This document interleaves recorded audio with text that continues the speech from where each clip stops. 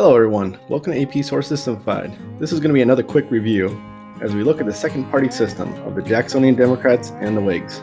These parties formed during the divisive presidency of Andrew Jackson, as Henry Clay and his followers became frustrated with the actions Jackson took against the National Bank and usage of the veto power against congressional legislation. Okay, I think it's best to frame the major disagreements between the two parties around Henry Clay's American system. As you probably already know, Henry Clay was an incredibly influential politician for several decades. He had an idea that he wanted to tie the country together economically, and that would bring all sorts of benefits, especially in creating an interdependent and unified nation.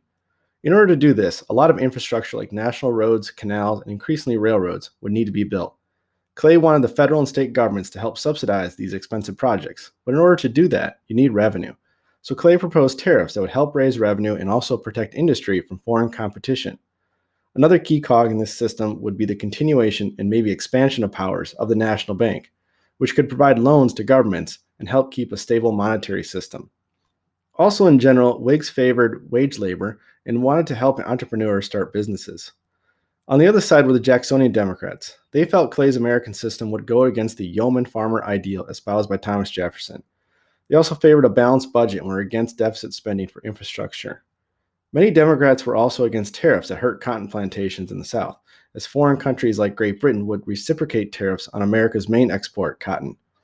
The Democrats were against the National Bank, which was Jackson's major battle in his second term as president.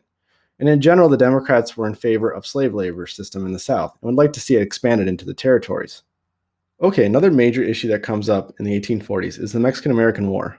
Both sides are in favor of expansion and manifest destiny. However, there are a significant number of Whigs that were against aggressive expansion as seen in the Mexican-American War, while the Democrats headed by James K. Polk at the time were in favor of it.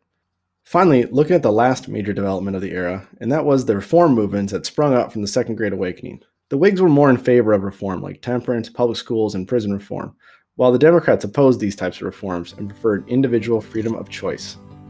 Okay, that was another quick one, and it wraps up all the videos that go with the AP exam review assignment my students do. I'm going to shift more to DBQ writing skills for prep for the exam, so look out for those in the near future.